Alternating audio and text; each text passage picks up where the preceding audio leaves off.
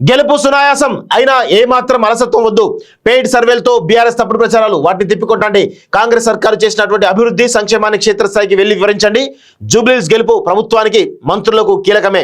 మీ సొంత ఎన్నికల తీసుకొని పనిచేయండి. పోల్ మేనేజ్మెంట్ పై దృష్టి పెట్టండి.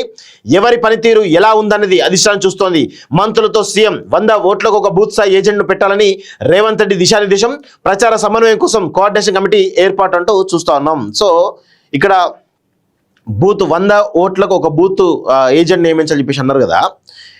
మీ కాంగ్రెస్ పార్టీకి అటు నవీన్ యాదవ్ టీంకి సరైనటు కోఆర్డినేషన్ మిస్ అవుతుందేమో అటువంటి ఒక అనుమానాలు అయితే ఉన్నాయి. అదేవిధంగా ఇక్కడ ఒక వర్గం కాంగ్రెస్లో ఒక వర్గం నవీన్ యాదవ్ ఓడిపోతే కనుక రేవంత్ రెడ్డిని గద్దె దించొచ్చు అనేటువంటి ఒక ప్లాన్తో ఉన్నట్టు కూడా చాలా స్పష్టంగా అర్థమవుతుంది. సో దీన్ని అధిగమించడానికి రేవంత్ రెడ్డి స్వయంగానే రివ్యూల్ చేస్తూ ఉన్నాడు అనేది చాలా స్పష్టంగా తెలుస్తూ ఉంది. ఓట్ల వేటకు పార్కుల బాట. ఉదయం సాయంత్రం నడక వేళల్లో ఓటర్లను పార్కులో కలిసి ప్రసారం చేసుకునేందుకు నేతల ప్లాన్. ఒకే రోజు పార్కులో ప్రచారం చేసిన కిషన్ రెడ్డి, పొన్నం, మహేష్ కుమార్ గౌడ్, బోయినపల్లి వినోద్ కుమార్.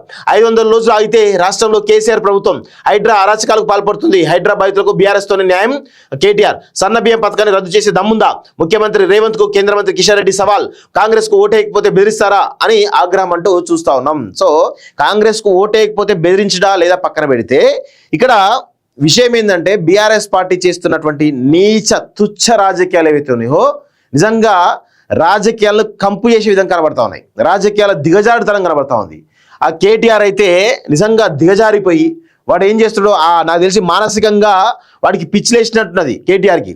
సో నేను అందుకే అంటాను, చిరంజీవి యాదవ్ కానీ నవీన్ యాదవ్ కానీ ఒకవేళ మీరు గెలిచిన తర్వాత 100% ఎర్రగడ్డ హాస్పిటల్ అనేది మీ జూబ్లీహిల్స్ కాన్స్టిట్యూన్సీలో ఉంటుంది. ఎర్రగడ్డ పిచ్చి ఆసుపత్రి ఉంది కదా, అది మీ జూబ్లీహిల్స్ కాన్స్టిట్యూన్సీలోనే ఉంది.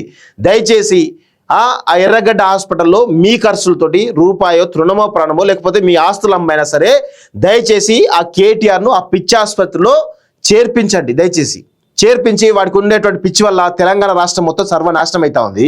వాడు చేస్తున్నటువంటి పిచ్చి చేష్టల వల్ల తెలంగాణ మొత్తం ఆగమవుతా ఉంది. దయచేసి నేను నవీన్ యాదవ్ కానీ చంద్రశేఖర్ యాదవ్ కానీ రిక్వెస్ట్ చేస్తా ఉన్నాను, మీరు గెలిచిన తర్వాత మీ ఖర్చులతోటి ఒకవేళ డబ్బులు ఎక్కువైనా కానీ మీకు ఆస్తులు చాలా ఉన్నట్టున్నాయి కదా, ఆ ఆస్తులలో కొంత ఆస్తి అమ్మైనా సరే కేటీఆర్ను ఆ ఎర్రగడ్డ పిచ్చి ఆసుపత్రులు చేర్పించి ఆయనను పిచ్చి న్యాయం చేసే విధంగా ప్రయత్నం చేయాలని చెప్పేసి నేను కోరుతా ఉన్నాను. ఎందుకంటే కేసీఆర్ పట్టించుకునే పరిస్థితి లేడు. ఎందుకంటే వీని పిచ్చి చేష్టలు చూసి ఆయన కూడా పాపం ఏది ఫామ్ హౌస్లో ఇబ్బంది పడుతూ ఉన్నాడు. బయటికి రాలేని పరిస్థితిలో అనేక ఆరోగ్య సమస్యలతో సతమతం అవుతా ఉన్నాడు. మెంటల్గా వీక్ అయిపోయాడు పాపం, మానసికంగా స్ట్రాంగ్ లేడు పాపం. ఎందుకు అంటే ఇటు కేటీఆర్ పిచ్చి చేష్టలు కావచ్చు, అటు కవిత చేష్టలు కావచ్చు, వీటిని చూడలేక తను చేసినటువంటి పాపాలన్నిటి కూడా ఈరోజు బాధపడుతూ కుంగి కృషించిపోతా ఉన్నాడు. సో అందుకే కేసీఆర్ కేటీఆర్ను పిచ్చాసుపత్రిలో చేర్చేటువంటి ఉద్దేశంలో లేడని ఆ పనిలో లేడు. సో అందుకే నేను వీళ్ళని కోరుతా ఉన్నాను, దయచేసి మీరు ఎర్రగడ్డ పిచ్చాసుపత్రిలో దయచేసి ట్రీట్మెంట్ జాగ్రత్తగా ఇప్పించాలని చెప్పేసి కూడా నేను కోరుతా ఉన్నాను.